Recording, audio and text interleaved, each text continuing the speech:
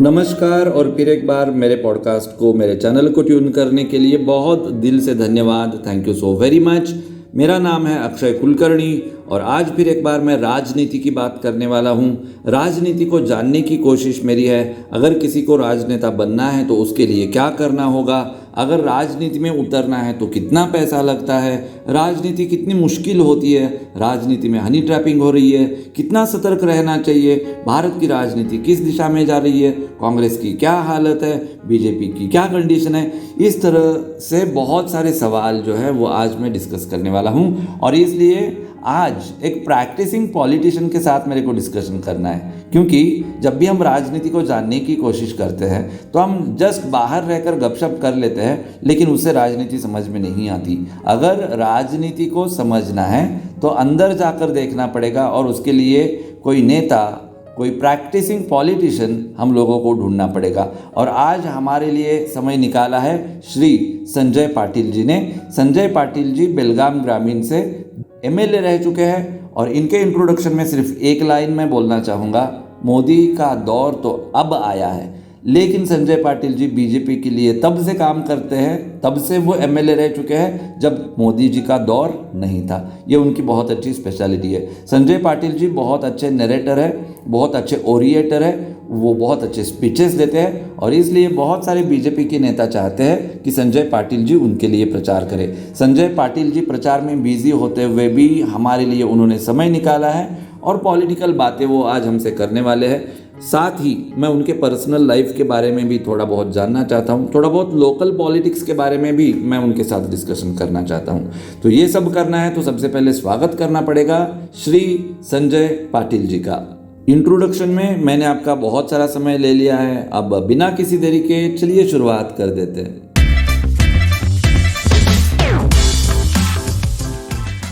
सबसे पहले मुझे ये जानना है कि ये राजनीति, पॉलिटिक्स इतना मतलब इसमें हेक्टिक होता है, बहुत सारी कंट्रोवर्सीज होती है, बहुत तनाव जो है वो आपको झेलना पड़ता है। किस लिए करते हैं आप ये सब? इतना स्ट्रेस आप क्यों लेते हैं? इस स्ट्रेस लेने का सवाल नहीं। राजनीति बहुत अलग अलग तरीके से लोग करते हैं। एक कोई किसी को विरासत में मिलता है, कोई लोगों की सेवा करते करते, लोगों के समस्याओं को निवारण करते करते राजनीति में कब आता है उसे पता भी नहीं चलता। राजनीति ये ऐसी चीज़ है, ज़रूरत भी है। लोगों की नज़र में ये थोड़ी सी बुरी भी बात है। लोग हमेशा कहते हैं कि राजनेता बुरा होता है, राजनीति गंदी है, लेकिन देश चलाने वाले राजनेता ही होते हैं। अगर इस देश को चलाना है तो फिर राजनेता होना चाहिए। राजनेता के हाथ में ही देश को चलाने की जिम्मेदारी होती है। राजनेता को बनाने वाला भी आम इंसान होता है, मतदाता होता है या हमारी जनता होती है। तो राजनीति पार्ट ऑफ लाइफ बन चुकी है। उसके बिना जीवन का अपना सिस्टम, पूरा देश का सिस्टम अधूरा हो जाएगा। डॉक्टर बाबा साहब आम्बेडकर जी ने संविधान लिखा ना होता तो देश चलता ही नहीं। चलता नहीं मतलब पता नहीं कौन से रास्ते पे चले जाता। उस संविधान के हिसाब से चलता है। राजनेता लोगों का उसमें बहुत ही बड़ा अहम रोल है। कोई फिल्म बनती है तो उसमें हीरो चाहिए, विलन चाहिए, हीरोइन चाहिए, गाने चाहिए, कॉमेडी चाहिए, ट्रेजेडी चाहिए। वैसे राजनीति में ये सारा भरा हुआ होता है। अच्छे लोग हैं, बुरे लोग हैं, सब प्रकार के लोग आपको राजनीति में मिलेंगे। काम करना, सेवा करना, ये भाषण में भी हम सुनते हैं। न जाने कितने लोग उसको सही मायने में अंजाम देते हैं, न जाने कितने लोग उसका गलत इस्तेमाल करते हैं। लेकिन ये चलता रहेगा। ये दुनिया का मेला है, संसार है। अच्छे बुरे लोग हर फील्ड में रहेंगे। मुझे क्या करना है ये मुझे पता होना चाहिए। मैं दुनिया के बारे में बात करूँ या दूसरे उनके बारे में सोचूँ, उससे अच्छा मेरा क्या फ़र्ज़ है, मैं क्या करना चाहता हूँ। मैं एक्सीडेंटली आया हूँ या मेरे जो विरासत में मिला है या मेरी चॉइस है, मैं आया हूँ इस फील्ड में तो मैं उस फील्ड को ईमानदारी से अपना फ़र्ज़ निभाऊँ बस। आज तक मुझे लगता है more than 30 years it is that you are into politics। कितनी बार आपको ऐसा लगा है कि यार बस हो गया, अब मेरे को राजनीति नहीं करनी है? बार फ्रस्ट्रेशन आता है, बार लगता है यार मैं ये क्यों कर रहा हूँ ये। नहीं बार लगता है, लेकिन ये एक नशा है, छूटता नहीं। What motivates you? क्या मोटिवेट करता है आपको?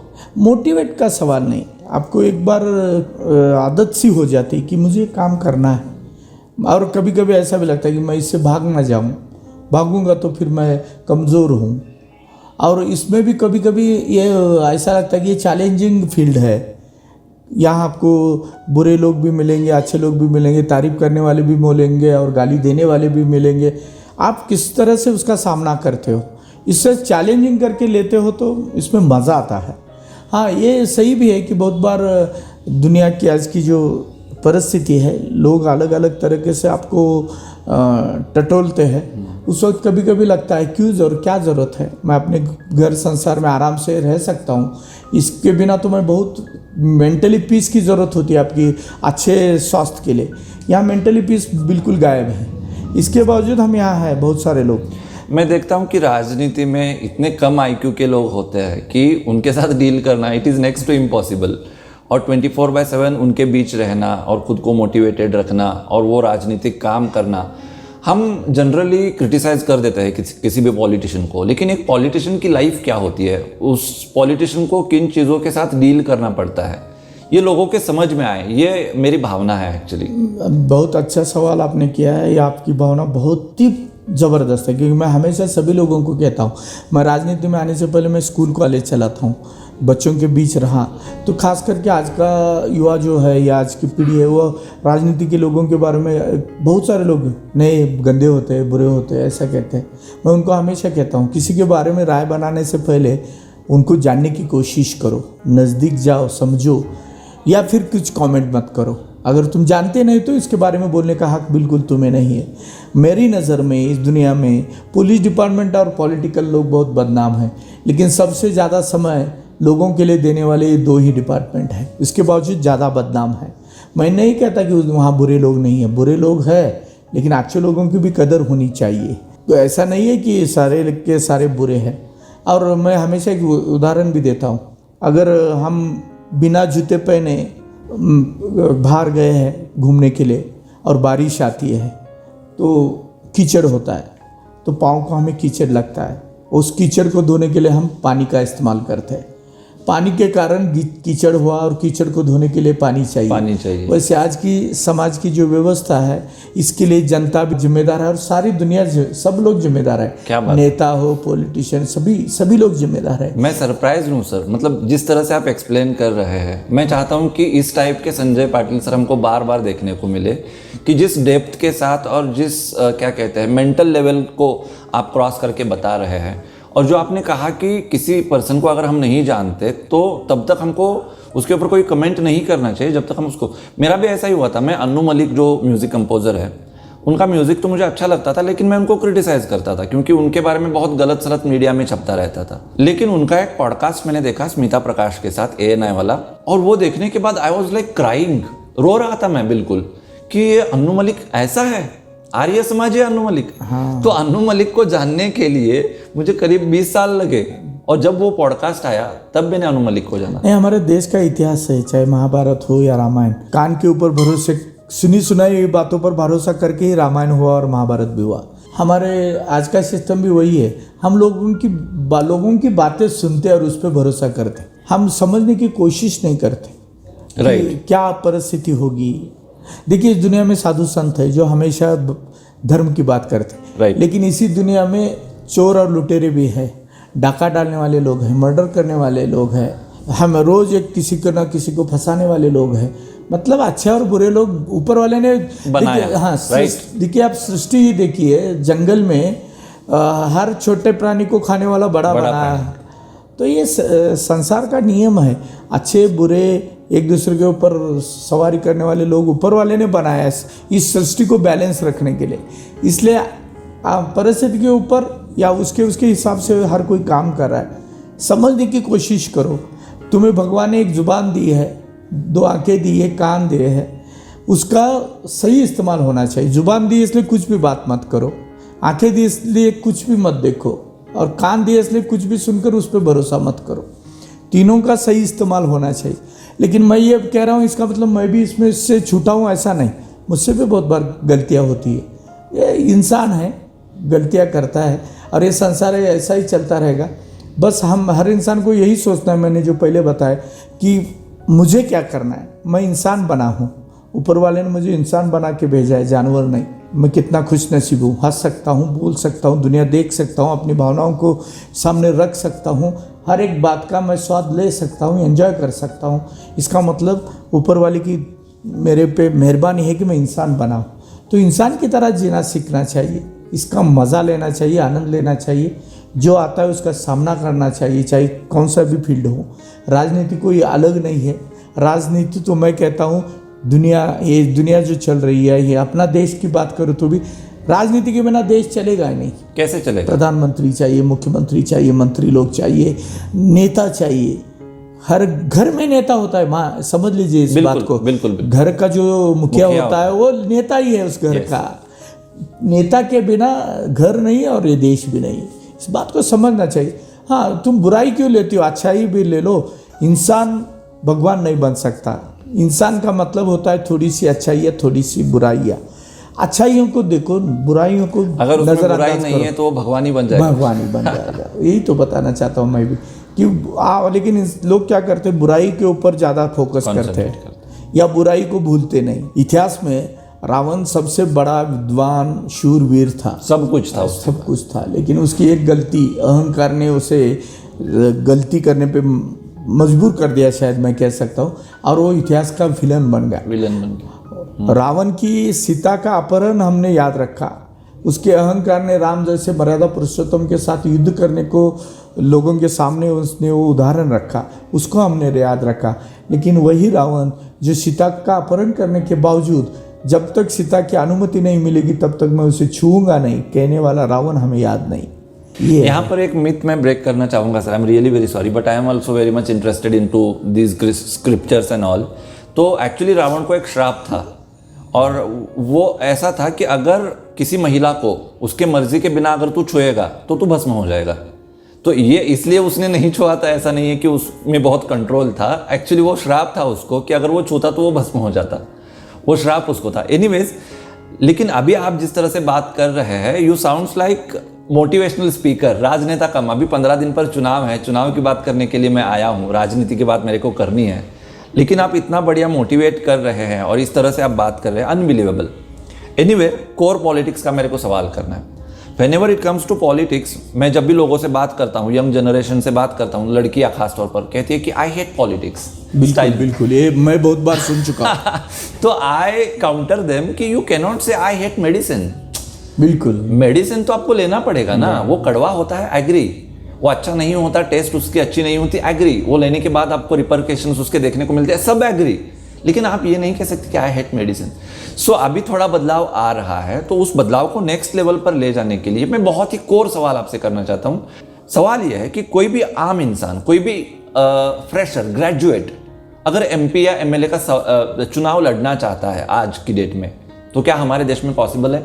और उसके लिए कितना पैसा लगेगा, उसके लिए उसको क्या इन्वेस्टमेंट करनी पड़ेगी, उसके लिए उसमें क्या क्वालिटीज़ होनी चाहिए, बेसिकली उसको क्या तैयारी करनी चाहिए? देखिए, हम खास करके भारत देश एक किसानों का देश है, जहाँ खेती करने वाले लोग 65% लोग हैं। खेती में अगर कोई भी बीज बोते हैं तो इमीडिएट ऊपर नहीं आता, उसको उसकी मशागत करनी पड़ती है, कुछ समय देना पड़ता है, तब वो बीज फल बन के हमारे सामने आता है।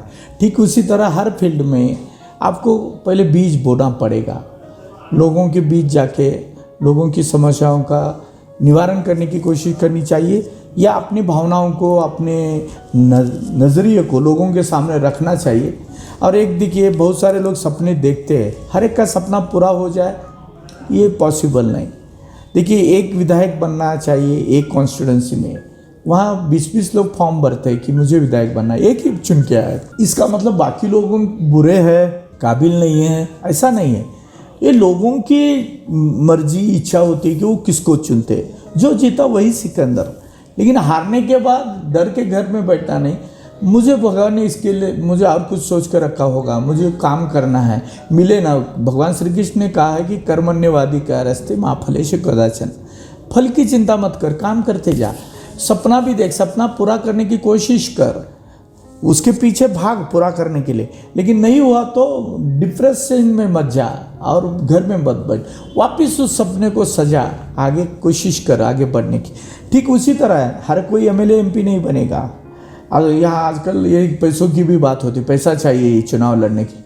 लेकिन पैसा चाहिए ये एग्जैक्टली कितना चाहिए सर, मुझे प्लीज बताइए MP या MLA बनने के? नहीं, हर एक देखिए, हर एक क्षेत्र में, हर एक एरियाज में अलग अलग, ऐसे आज भी हिंदुस्तान में बहुत सारे क्षेत्र ऐसे हैं जहाँ पैसा बहुत कम लगता है, और कई क्षेत्र ऐसे हैं जहाँ पैसों की बारिश करनी पड़ती है, और ये खुलेआम पे चर्चा करने वाले सब्जेक्ट भी नहीं कानून के हिसाब से, इसलिए मैं इसके ऊपर डीपली बात नहीं करना चाहूँगा।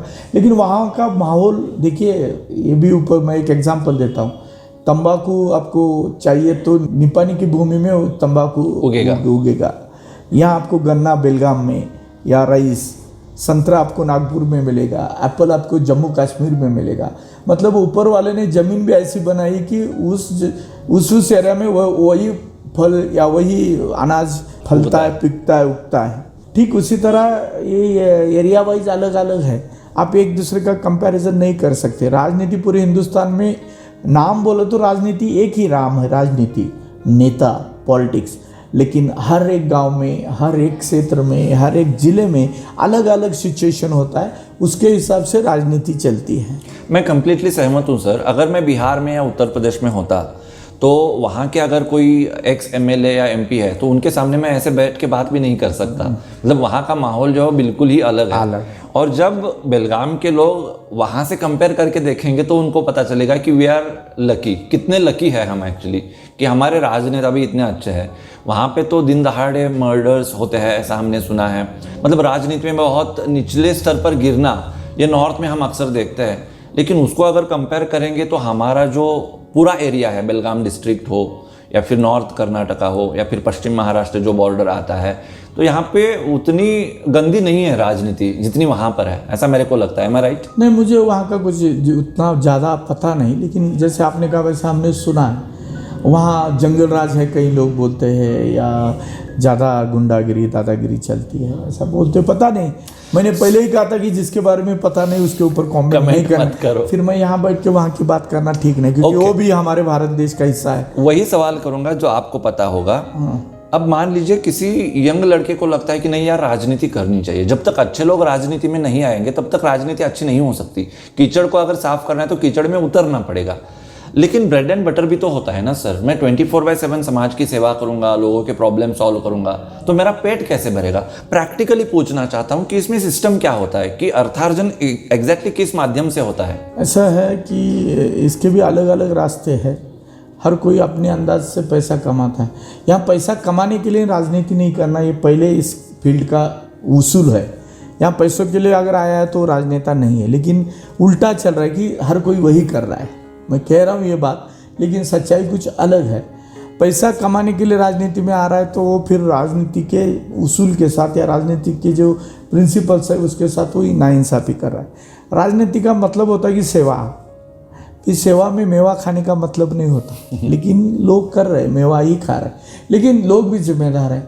लोग आज की तारीख में कोई मैं कुछ 10 बार काम करूँ, 11वीं बार अगर मैं मजबूर होता हूँ कि होता नहीं मुझसे, वो 10 बार का भूल जाता है और गाली देना शुरू करता है। राइट।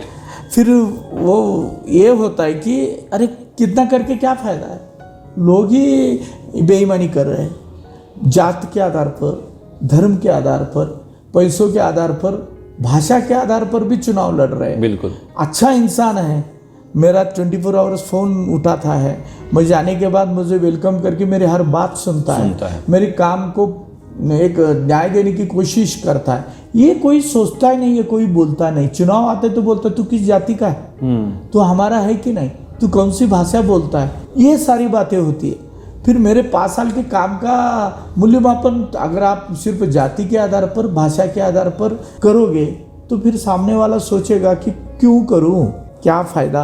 फिर ये इंसान है ना। लेकिन ये कब बदलेगा? मतलब मुझे बहुत फ्रस्ट्रेशन मैंने वही बताया ना, बारिश के कारण कीचड़, और कीचड़ धोने के लिए पानी चाहिए। वैसे ही ये जनता के ऊपर भी बहुत ही बड़ी जिम्मेदारी है। वो लोग अच्छे इंसान को चुनना शुरू करें, ना कि जाति के आधार पर या भाषा के आधार पर। या तुम जिस गांव में रहते हो, जिस गली में रहते हो, वहाँ काम करने वाला इंसान, उसका चरित्र, उसका नेचर, उसकी काम करने की सिस्टम को समझना चाहिए ना। इसके लिए तो हर एक का इसमें देखिए, क्या बोलते हो, आपको राजनीति से परहेज है तो है, रहने दो, लेकिन समझो क्योंकि वो पार्ट ऑफ लाइफ है। अगर इंटीग्रल पार्ट हाँ, है, उसको आप इंटीग्रल, काट नहीं हाँ, सकते। आपको थोड़ा समझ, अभी मान लीजिए मैं कॉलेज में हूँ या स्कूल में, मुझे कोई सब्जेक्ट समझ में नहीं आता, लेकिन मुझे कंपलसरी एग्जाम देना है ना, बहुत बढ़िया एग्जांपल है सर। एग्जाम तो देना है ना, तो पास होने का मुझे उतना तो अभ्यास करना चाहिए, उसका क्या बात है, स्टडी करना। इसको मैं ऐड कर दूंगा अब। हाँ, उसके लिए थोड़ा आपको राजनीति को हर इंसान को समझना चाहिए। राइट। हर किसी को। वाह। तुझे राजनीति से नफरत है तो रखो, मुझे कोई एतराज नहीं है, लेकिन तुम्हें राजनीति को समझना होगा, थोड़ा बहुत तो समझना तो ये जो आपने एग्जांपल दिया कि मेरे को मैथ्स अच्छा नहीं लगता, आई हेट मैथ्स, ऐसा क्या है कि आप मैथ्स का स्टडी नहीं करेंगे तो आप क्वालिफाई नहीं होंगे, क्वालिफाई नहीं होगा, आप एग्जाम क्रैक नहीं कर पाओगे। बिल्कुल। अगर आपको एग्जाम क्रैक करना है, आपको अच्छा लगता है नहीं लगता है डजंट मैटर। आपको मेरा एक सवाल है सर, अगर हम 100 लोग रह रहे फिर 60% 70% ही क्यों वोटिंग होता है? अब बहुत बड़ा सवाल है वैसे। 30% कहाँ गए? कहाँ गए? वोटिंग नहीं करते, ये तुम्हारी पहली जिम्मेदारी है, बहुत। और तुम ही सवाल करते हो। मैं आपसे रिक्वेस्ट करूंगा पूरे भारतवर्ष को, अभी जो लोकसभा के चुनाव आ रहे हैं इसका हम एक मौका उठाते हैं, आप एक अपील कर दीजिए, किस पार्टी को वोट करेंगे that is up to them, लेकिन वोट जरूर करना है। नहीं, मैं हर एक हमारे भारतवासी को हाथ जोड़ के गिनती करता हूँ। मैंने जैसे एक एग्जाम्पल दिया स्कूली बच्चे का या कॉलेज बच्चे का, कि तुझे एग्ज़ाम देना है, हर सब्जेक्ट को तुमको हर सब्जेक्ट में अच्छे मार्क्स लेना है। कोई सब्जेक्ट तुमको समझ में नहीं आता, तुम नफरत करते हो तो भी कम से कम पासिंग मार्क लेना है। ठीक उसी तरह राजनीति तेरे जीवन का हिस्सा है, तुझे पासिंग मार्क्स लेना ही है, इसलिए तुझे राजनीति को समझना है। और तुझे जब तू धरती पर आया, तुझे एक मुफ्त में चीज़ मिली, वो डॉक्टर बाबा साहब आम्बेडकर के लिखे हुए संविधान के कारण, वो एक वोट का अधिकार। नरेंद्र मोदी भी एक वोट दे सकता है, तुम्हारा सबसे बड़ा लीडर तुम्हारा मुख्यमंत्री हो चाहे जो भी, वो भी एक वोट दे सकता है। जो बेगर है, भीख मांगता है, उसे भी एक वोट का अधिकार है। सबको समान अधिकार दिया है डॉक्टर बाबा साहब आम्बेडकर ने, जो मुफ्त में दिया है। तुझे उसके लिए कुछ पेड करना नहीं, एक वोटिंग का अधिकार तुझे मुफ्त में मिला है इस देश के संविधान के कारण, तो तुझे अपना फर्ज निभाना है। उस वोटिंग का इस्तेमाल करो। किसको वोट देना है तेरी मर्जी, लेकिन वोटिंग करना ये तेरा धर्म है, ये तेरा फर्ज है। क्या बात है।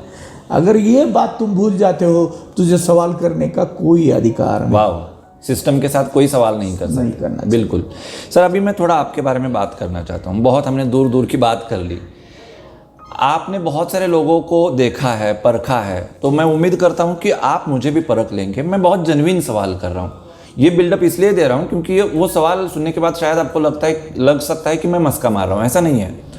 बट आई वॉज एक्सपेक्टिंग कि आपको यहाँ की लोकसभा का टिकट मिले। मेरी ये उम्मीद थी कि कोई बेलगाम का होना चाहिए। जब आपका चुनाव हुआ था, एमएलए का चुनाव, इवन दैट टाइम मैं आपसे मिल नहीं पाया था, but it was my disappointment कि आप नहीं आ पाए थे। ये मेरी डिसअपॉइंटमेंट है। आई डोंट नो व्हाई किसी इंसान के साथ वेवलेंथ जम जाती है। जब हम बच्चे थे, 20 साल पहले, 15 साल पहले मान लीजिए, तब से हम बीजेपी को ही सपोर्ट करते थे, लेकिन बीजेपी कहीं नहीं थी। तब से आप बीजेपी के हीरो हैं। मतलब संजय पाटिल सुनते ही, अभय पाटिल सुनते ही बीजेपी के ये दो बाबा हमारे फिक्स आते हैं। इस तरह की इमेज थी। तो ये ऐसा क्यों होता है पार्टी में? आपको क्यों टिकट नहीं मिला? परिस्थितियाँ ऐसा माहौल बनाती है या डिसीजन लेने पे मजबूर कर सकती है, शायद हमारे हाईकमान को या हमारे नेताओं को। मैं थोड़ा सा राजनेता के साथ थोड़ा सा अध्यात्म को भी बहुत मानता हूँ।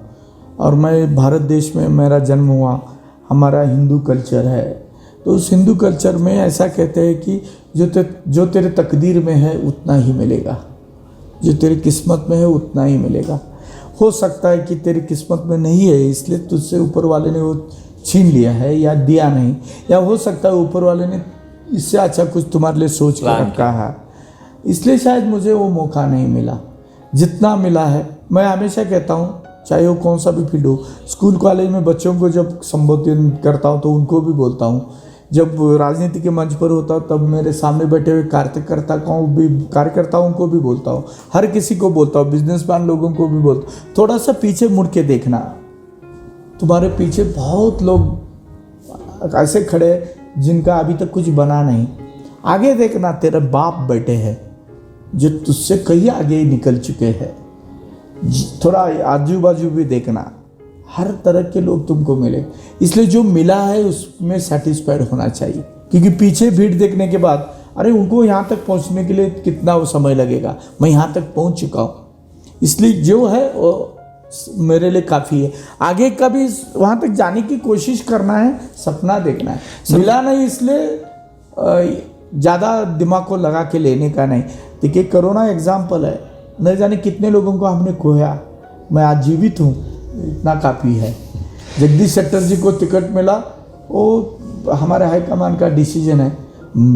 दुख ज़रूर हुआ, मैं ये नहीं, मैं भाई इंसान हूँ, भगवान नहीं हूँ, लेकिन तो कुछ समय के लिए रखना है उसको, आधा घंटा, 1 घंटा, 2 घंटे, उसके बाद वापस सोचना है नहीं यार मेरे नसीब में नहीं, उसको मिला चलो।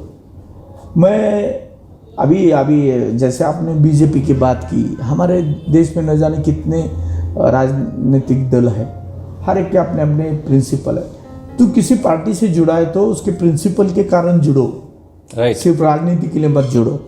हम बीजेपी में जुड़े हैं, हिंदुत्व विचारधारा के साथ जुड़े हैं।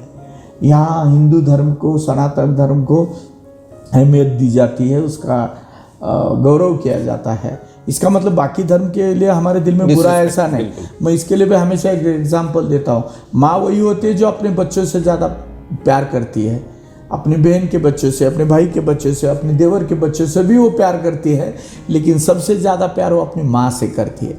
वैसे मैं हिंदू पैदा हुआ हूँ, मैं हिंदू से पहले ज़्यादा प्यार करूँगा। मुसलमान, सिख, ईसाई, बाकी लोगों को मैं रिस्पेक्ट करूँगा क्योंकि वो मेरे परिवार के लोग हैं, लेकिन प्यार तो ज़्यादा मेरे बच्चों से ही करूँगा। ये सच है, कड़वा है या मतलब इट्स अ फैक्ट। हाँ, इसको हम अवॉइड नहीं कर सकते। मैं सनातन पर अलग से आऊँगा, लेकिन मैं टिकट की बात कर रहा था, बीजेपी की बात कर रहा था, तो मुझे कहीं ना कहीं ऐसा लगता है कि एक पॉलिटिकल कंपल्शन बन चुका है कि आप बीजेपी मतलब क्वेश्चन नहीं कर सकते। बहुत बड़ी पार्टी बन चुकी है, निगोशिएशन का कोई वहाँ पर ये नहीं बचा है अभी आपके पास जैसे पहले था, क्योंकि पहले बीजेपी थोड़ा बैकफुट पे थी, तो आपको आपकी आवाज़ उठाने के लिए एक स्पेस मिलती थी। लेकिन आज पॉलिटिकल कंपल्शन बन चुका है, अगर आप बीजेपी को चैलेंज करोगे तो उसका कोई दूसरा ऑप्शन ही नहीं नजर आता। इस चीज़ को आप कैसे देखते हैं? इवन इसी को मैं जवाब दिया, ऑप्शन नज़र नहीं आता, यही जवाब है। चैलेंज करना मुश्किल नहीं है। देखिए आपके पास ऑप्शन होना चाहिए। मैं विचारधारा के साथ बीजेपी में जुड़ा हूँ, उस विचारधारा की दूसरी पार्टी है नहीं। नरेंद्र मोदी जैसा दूसरा नेता है नहीं जो देश को मजबूत करे, सुरक्षित करे, इसलिए मेरा ऑप्शन नहीं है। ये जवाब ही आपने जवाब ही दिया अपने सवाल में, ऑप्शन नहीं हमारे पास। कांग्रेस एक जाति से ज़्यादा प्यार करती है, देश की सुरक्षा से बढ़कर, देश की संस्कृति से बढ़कर अधिकार को ज़्यादा, सत्ता को ज़्यादा अहमियत देती है। नरेंद्र मोदी एक ऐसा नेता है जिसका परिवार ही परिवार बन गया है। ना बीवी, ना बच्चे, ना घर, ना दार, ना संसार। वही इंसान 18 घंटे काम कर रहा है देश के लिए। मैं उसको भी यही बोलूँगा, नरेंद्र मोदी जी भगवान नहीं है, लेकिन एक अच्छे इंसान है, और अच्छा इंसान बनना आज की ज़रूरत है। एक अच्छे इंसान है जो देश के लिए सोचते हैं। एक मराठी में कहावत है, दगडापेक्षा वीट मऊ। राजनीति में I was coming to that also. जब आप कह रहे थे मेरे दिमाग में डायलॉग आ रहा था कि सामने जहर था, हम प्यासे थे, पीते तो भी मर जाते, नहीं पीते तो भी मर जाते, क्या करें। हाँ, यहाँ जहर भी है नहीं, यहाँ थोड़ा सा अलग है। एक इसमें कड़वी दवा थी, एक जिसमें जहर था। हमने कड़वी दवा चुन ली, पीना पसंद किया। अभी जिस तरह से राजनीति हो रही है सर, बहुत दुख पहुंचता है बीइंग जेन्युइन बीजेपी कार्यकर्ता, बीजेपी वोटर, कि नरेश अग्रवाल जैसे लोग पार्टी में आ रहे हैं, संजय निरुपम सोच रहे हैं, कमलनाथ सोच रहे हैं, न जाने भविष्य में और कौन कौन लोग हमारे पार्टी में आ जाएंगे। मैंने बहुत साल पहले एक पॉडकास्ट किया था कि हमने संकल्प लिया है कांग्रेस मुक्त भारत का, लेकिन बीजेपी कांग्रेस युक्त हो रही है, इसका क्या करेंगे? कांग्रेस को खत्म करते करते बीजेपी कांग्रेस में हो रही है, इसका क्या करेंगे? आप इसको कैसे देखते हैं? आप लोग इसका गलत मतलब निकाल रहे हो। कांग्रेस मुक्त देश यानी कि कांग्रेस के पार्टी में काम करने वाले लोगों से मुक्ति नहीं, कांग्रेस की विचारधारा से मुक्ति। दैट इज ट्रू, लेकिन जिन लोगों ने भारत के साथ इतना बड़ा अन्याय किया, अब नरेश अग्रवाल को अगर मैं कंपेयर करके देखूं तो जैसे हमारे महाराष्ट्र में अजित अवार्ड अभी बोलते हैं, तो उतने उससे भी मतलब अलग लेवल की लैंग्वेज उनकी हुआ करती थी। तो इतना क्या पॉलिटिकल कंपल्शन रहा होगा। और मेरा ये कंसर्न है सर कि 2014 में, 2019 में जनता ने उनको घर में बिठा दिया था। अभी ये दैट इज़ देयर चॉइस कि अगर वो बीजेपी के साथ नहीं आते तो वो लोग खत्म हो जाएंगे। तो मेरा कंसर्न ये है कि वो लोग जब बीजेपी में आते तो बीजेपी में खामोखाम कंपटीशन बढ़ जाती है।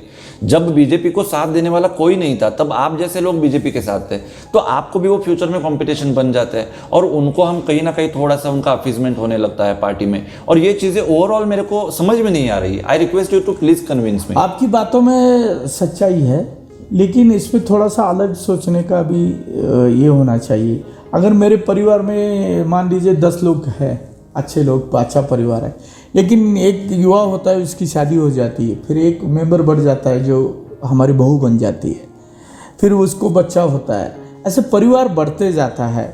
ठीक उसी तरह राजनीति में भी परिवार बढ़ता जाता है। आपने एक बात कही कि वो लोग मतलब उनको लेके कंपल्सन बढ़ता है, या मैं ये कहूँगा कि अगर कोई मान लीजिए मैंने कुछ गलती की और माहौल के हिसाब से, परिस्थिति के हिसाब से मैं बदलना चाहता हूँ अपने आप को, मौका देना चाहिए कि नहीं? पार्टी में क्यों आना है, सेवा कर लीजिए।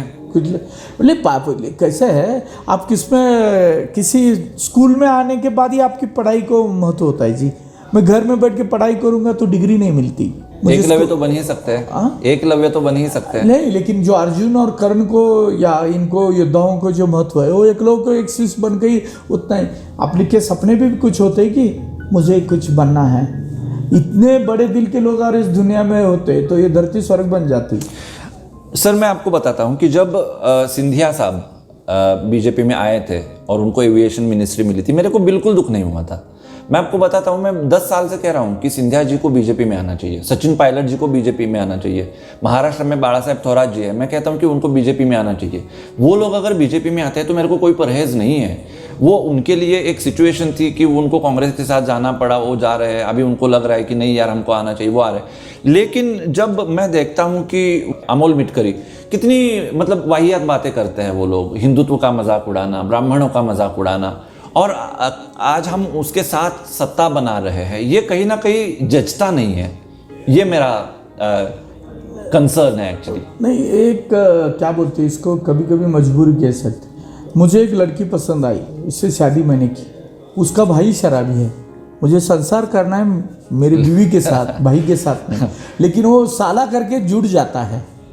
ऐसा होता है राजनीति में भी, ऐसा ही है कि आपको सबके साथ सबके सब अच्छे नहीं मिलेंगे, उसको साथ लेकर चलना भी। मैं तो कहूँगा, देखिए मैं स्कूल चलाता हूँ, एक क्लास में 40 बच्चे हैं, हर कोई स्कॉलर नहीं होता, लेकिन जो 10 बार बताओ उसको पल्ले नहीं पड़ता, उस बच्चे को भी पढ़ाना ही है मुझे। It will show that you are good teacher और नॉट। जो अच्छा है, टैलेंटेड है, उसको आप पढ़ा रहे हो और बोलते हो कि मैं अच्छा टीचर हूँ। नहीं, जो बिल्कुल पत्थर है उसको आप बना रहे हो अच्छा इंसान, then you are a good teacher. यहाँ पर मैं एक बात कहना चाहूँगा, वैसे मैं बाय प्रोफेशन आरजे हूँ, radio jockey, so I don't know how to deal with words, और बहुत बार मुझे कॉम्प्लीमेंट भी मिलती है कि तेरे को हम काट नहीं सकते, but today first time I am not able to convince you कि आप लफ्ज़ों के बादशाह हैं सर, और जिस तरह से आप कन्विंस कर रहे हैं कि मैं इसके आगे नहीं जा सकता शब्दों के मामले में, जिस तरह से आप मुझे बता रहे हैं।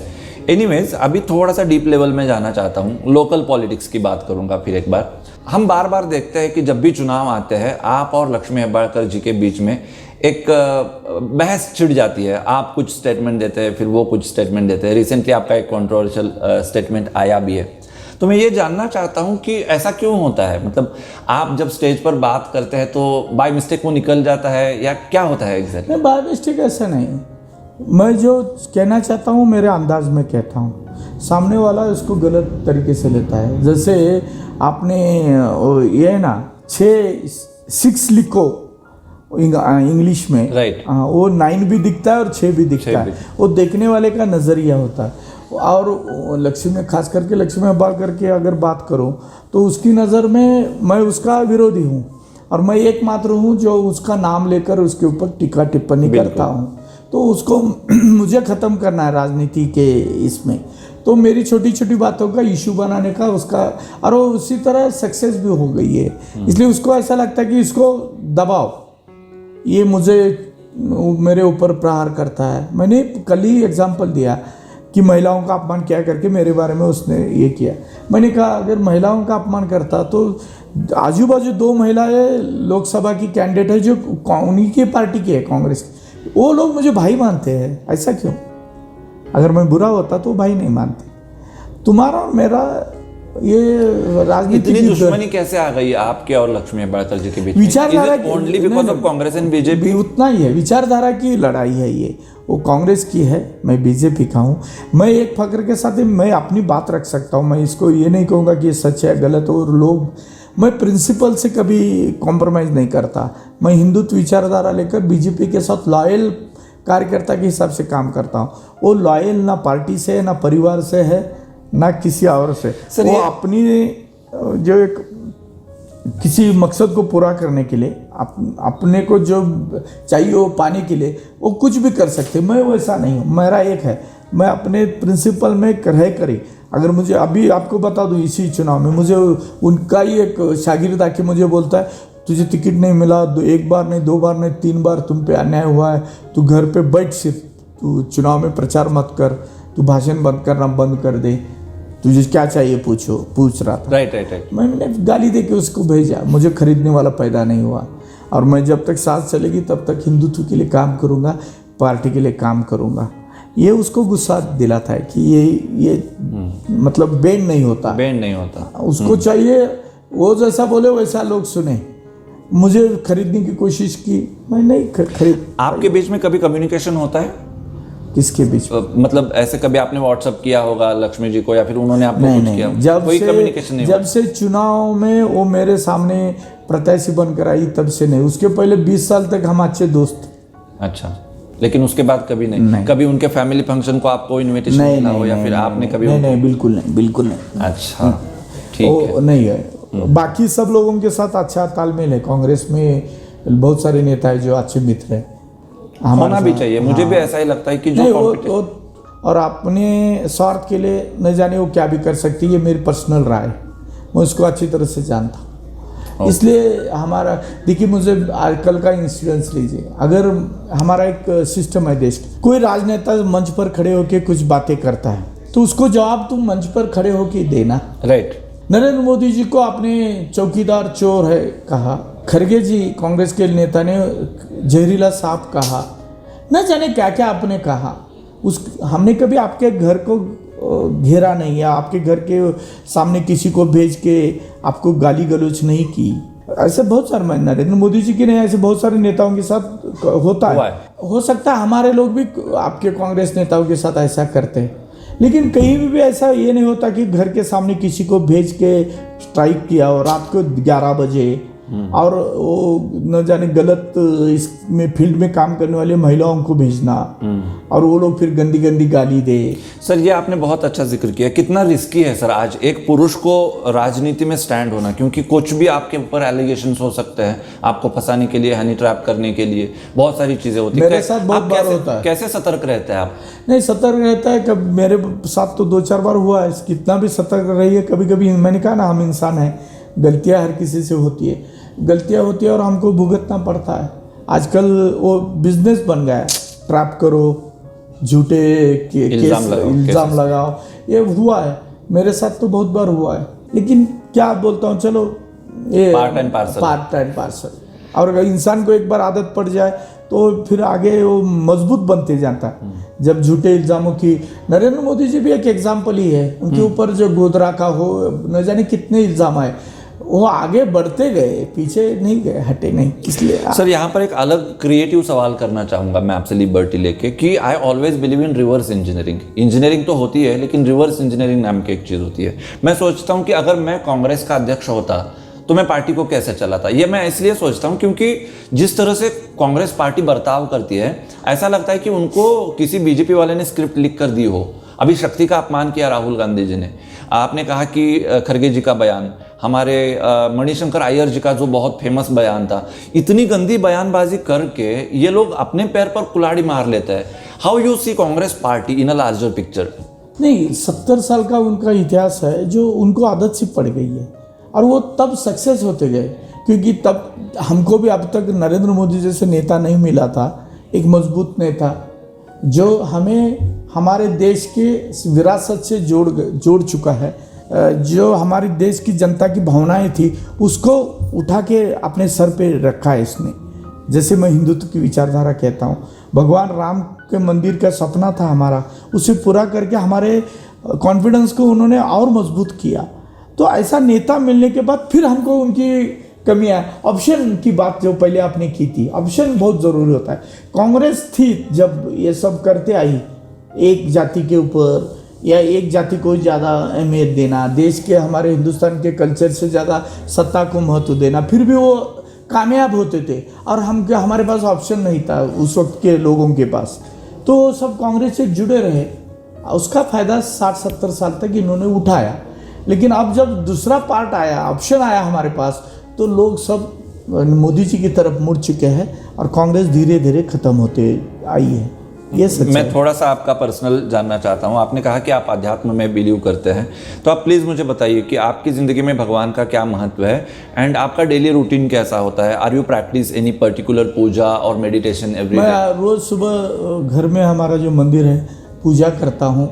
मेरे कुछ टेम्पल से बाहर भी, मैं घर से बाहर निकलने के बाद भी 2-4 टेम्पल्स होते हैं, वो टेम्पल्स के दर्शन करके ही फिर मेरा रूटीन शुरू होता है।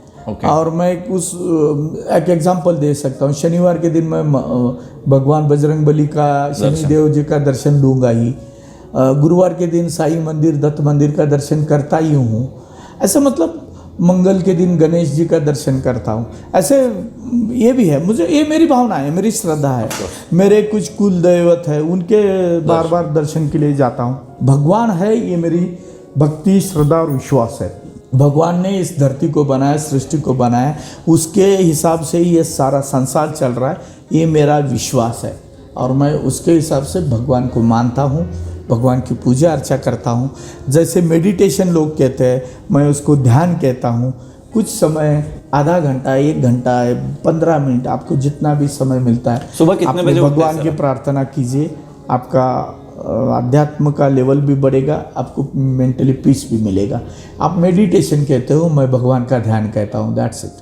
कितने बजे उठते हैं आप सुबह? मैं 5:30-6 बजे तक उठता हूँ। ये सवाल मैंने आपसे इसलिए किया क्योंकि मेरे को इंट्यूशन आ रही थी कि आप सुबह जल्दी उठते होंगे और आजकल की जनरेशन जल्दी नहीं उठती, तो मैं उनको बताना चाहता हूँ कि जल्दी उठना कितना ज़रूरी है। जरूरी है, एनर्जी नहीं, मैं सिर्फ नहीं कहता कि हम फिल्में भी देखते बहुत सारे लोग।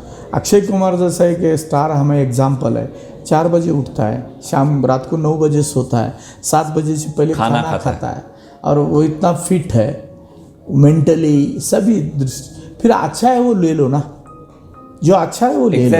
लेकिन लोग ऐसा नहीं करते। नहीं, उससे जाति से, धर्म से मत जोड़ो उसको, जो अच्छा है वो ले लो। एक सिद्धेश्वर स्वामी जी थे यहाँ, जिनका देहांत हुआ बीजापुर में। उनका जीवन क्या था, बहुत बढ़िया। मैं बहुत फॉलो करता हूँ। हाँ, फिर उनको फॉलो करना चाहिए। जो अच्छा है वो लेना चाहिए। मतलब अच्छा है वो ले लो, कौन से धर्म से जुड़ा है, जाति से जुड़ा है, महत्वपूर्ण नहीं है। हर धर्म में अच्छा ही बताया है। आप क्या लेते हो उसके ऊपर, that is up to you. अभी हम मेडिटेशन की बात कर रहे थे, तो मैं आपको जस्ट इंसिस्ट करना चाहूँगा। आप बहुत बिजी रहते हैं, मैं मानता हूँ, जानता हूँ, लेकिन सुदर्शन क्रिया नाम का एक मेडिटेशन आता है जो श्री श्री रविशंकर गुरुजी ने डिज़ाइन किया है, और उसको सीखने की भी एक प्रक्रिया है। वो ऐसे ही अवेलेबल नहीं होता, उसको सीखना पड़ता है, बट इट ट्रांसफॉर्म्स। और मुझे लगता है कि वो अगर आप करेंगे तो हम लोगों को बहुत फ़ायदा होगा, क्योंकि उससे ना वर्क एफिशिएंसी बहुत ज़्यादा बढ़ती है। आप मुझे सिखाइए, वो मैं करूँगा। डेफिनेटली सर, उसका अगर यहाँ पे कोर्स आता है, या फिर मैं उनसे कांटेक्ट करूँगा और उनसे पूछूंगा कि इसको सीखने के लिए, क्योंकि वो इन जनरल एक अलग तरीका होता है। मैंने कहा ना, जो अच्छा है वो लेना चाहिए, तो उसके ऊपर हम काम और रविशंकर जी को मैं भी मानता हूँ, बहुत अच्छे। हमारे इंस्टीट्यूशन में एक बार आए थे, उनका एक प्रोग्राम मैंने किया था। रविशंकर जी हो, रामदेव बाबा जी है, बहुत सारे हैं हमारे साधु संत, नामी साधु संत। उनसे बहुत कुछ सीखने को मिलता है, उनसे लेना भी चाहिए। हम वो नहीं बन सकते, लेकिन उनके रास्ते पे चलने की कोशिश करना ज़रूरी है। अभी पॉडकास्ट के बिल्कुल लास्ट में मैं आ चुका हूँ। यहाँ पर मैं कुछ ख्याली पुलाव पकाता हूँ, थोड़ा सा इमेजिनरी सवाल होते हैं थोड़े से। बोलिए। लेकिन उससे पहले फिर एक बार मैं पूछना चाहूँगा कि एक कॉमन इंसान को अगर राजनीति में आना है तो क्या करना पड़ेगा? क्योंकि जब तक अच्छे लोग राजनीति में, अब कोई IPS है, IAS है, तो वो आराम से राजनीति में शिफ्ट हो सकता है। बहुत सारे एग्जाम्पल्स हैं हमारे पास। अगर कोई बड़ा बिजनेसमैन है तो वो आराम से उसको लगा राजनीति में, अगर कोई सेलिब्रिटी है तो आ सकता है कंगना रनौत की तरह, लेकिन आम इंसान का क्या आम इंसान राजनीति में नहीं आ सकता? किसने कहा नहीं आ सकता? कैसे आएगा, कैसे सरवाइव देखिए, करेगा? अगर आपको टिकट हरिवंश नहीं राय बच्चन की एक कविता है, कोशिशें कामयाब होती है। कोशिश करना चाहिए और हमें आगे बढ़ना चाहिए, मिले ना मिले ये मुकद्दर की बात है। कोशिश न करना ये सबसे बड़ा पाप है। I agree to that. जब हम इस दुनिया को क्विट करेंगे तो लोगों को वो डिसाइड करना चाहिए कि यार इसने कोशिश बहुत करी। लोग ऐसा नहीं कहने चाहिए कि यार वो इंसान अच्छा नहीं था। देखिए, आपको घर बैठे कुछ नहीं मिलता। सपना देखा, पूरा करने की कोशिश नहीं की तो सपने पूरे नहीं होते। राइट। सपना देखो, उस पूरा करने के लिए जो करना चाहिए वो सब करो। मैंने पहले भी एग्जांपल दिया, बीज बोने से काम नहीं होता, बीज की मशागत करो, कल्टीवेशन करना। ऑल राइट, अब आखिरी के 2 सवाल एंड उसके बाद मैं रुक जाऊंगा। सवाल सबसे पहला ये है कि अगर आपको भगवान प्रसन्न हो जाते हैं और कहते हैं कि 3 वर मांग लो, तो आप 3 वर कौन से मांगेंगे? अगर भगवान प्रसन्न होते हैं तो ये बहुत ही गुगली है एक तरह से। मुझे सब भगवान से कहूँगा, मुझे सबसे बेहतरीन अच्छा इंसान बनाओ और मेरे हाथों ऐसा कुछ काम हो जो देश के लिए फायदेमंद हो। क्या बात। मेरा देश सुरक्षित रहे। और तीसरा, मैं कुछ ऐसा करूं जिससे लोगों को ये विश्वास बढ़े कि भगवान है। वाओ, ट्रूली अमेजिंग, क्या बात है, बहुत क्रिएटिव। जो आपने पहला वर मांगा था ना कि मेरे को अच्छा इंसान बनाओ, इट शोज द हम्बलनेस और it shows the depth that you have. And एक बार अगर आप अच्छे इंसान बन जाते हैं तो बात ही खत्म हो जाती है, फिर उसके बाद कुछ बचता नहीं। और एक क्रिएटिव सवाल है एंड ये भी बहुत इंटरेस्टिंग सवाल है कि अगर आप आज की डेट में भारत के पंतप्रधान होते, you are the prime minister of India mister Sanjay Patil ji, तो आप भारत के लिए 3 डिसीजंस कौन से लेते? सबसे पहले मैं वही नहीं कहा, पहले भारत की सुरक्षा, भारत चारों तरफ से सुरक्षित हो। दूसरा, भारत का हर इंसान रोटी कपड़ा और मकान के लिए ना तरसे, वैसे उसकी व्यवस्था हो और हर इंसान को काम मिले। आजकल फ्री देने का ज़माना है, मैं फ्री नहीं देता था। वो अपने पैरों पर मजबूत हो जाए ऐसे उसके सामने ऑप्शंस रखता था, वो खुद अपने पैरों पे खड़ा हो जाए, उसे मांगने की ज़रूरत ना पड़े या कुछ लेने की ज़रूरत ना पड़े, वो खुद, जो हमारे नरेंद्र मोदी जी का ये है स्वावलंबन, हाँ, ये अपने इसमें वो मजबूत होना चाहिए। ऐसे देश को बनाने की कोशिश, और मोदी जी भी वही कर रहे हैं, ये मेरा मानना है। आपके लिए मोदी जी कौन है? सिर्फ एक लीडर? मेरे लिए तो भगवान है। भगवान हर जगह पहुंचता नहीं। आपको अमित शाह ज़्यादा अच्छा लगता है, मोदी जी अच्छा लगते हैं? ऐसा नहीं, कैसे होता है, आपको दाई आँख अच्छी लगती है या बाई, ऐसा पूछने जैसा सवाल होता है। ये सब दोनों ज़रूरत होती है कभी कभी। तो नरेंद्र मोदी जी हमें चाहिए, वैसे अमित शाह जी भी चाहिए।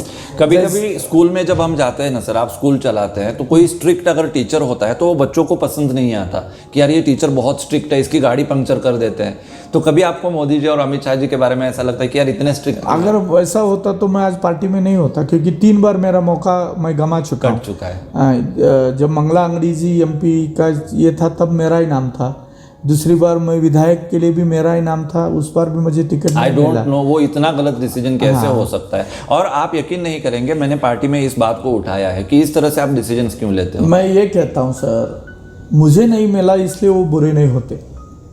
मराठी में इसका भी कहावत है, लाख मेले चालती लाखाचा पोशिंदा मरता कामा नाही। लाखाचा पोशिंदा यानी नरेंद्र मोदी जी, जो पूरे देश को चला रहे। इसलिए उनके भी पता नहीं, उनके नज़र में मेरे संजय पाटिल कहाँ उनके गिनती में है, या उनको क्या पता भी नहीं है। इसलिए उनके फैसले कभी कभी मुझ पे वो असर करते हैं, लेकिन देश के लिए अच्छे हैं ना वो।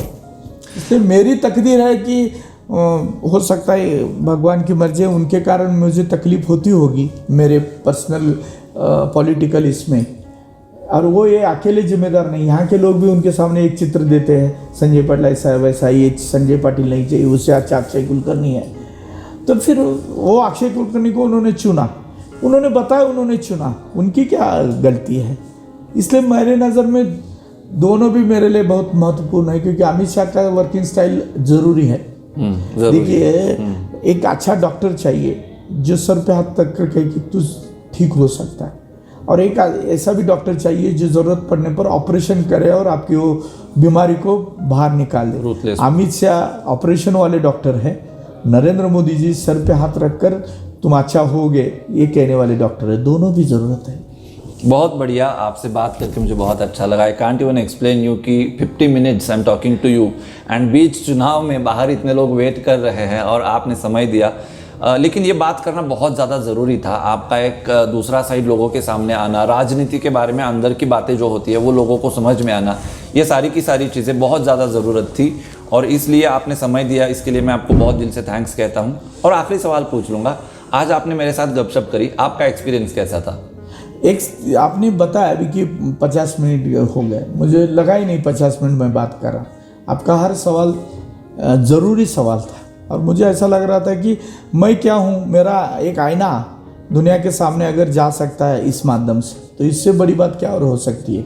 मैं खुद भी चाहता हूँ ना कि मुझे लोग समझे, मेरे अंतर्मन को भी समझे और मेरे बाहर मन को भी समझे, क्योंकि मैं राजनीति में हूँ। राजनेता का दोनों अंग अगर दुनिया को पता चले तो ज़्यादा प्यार करना शुरू कर देते। और आपके कारण अगर मेरे साथ कुछ ऐसा होता है तो ये मेरे लिए बड़ा अचीवमेंट है।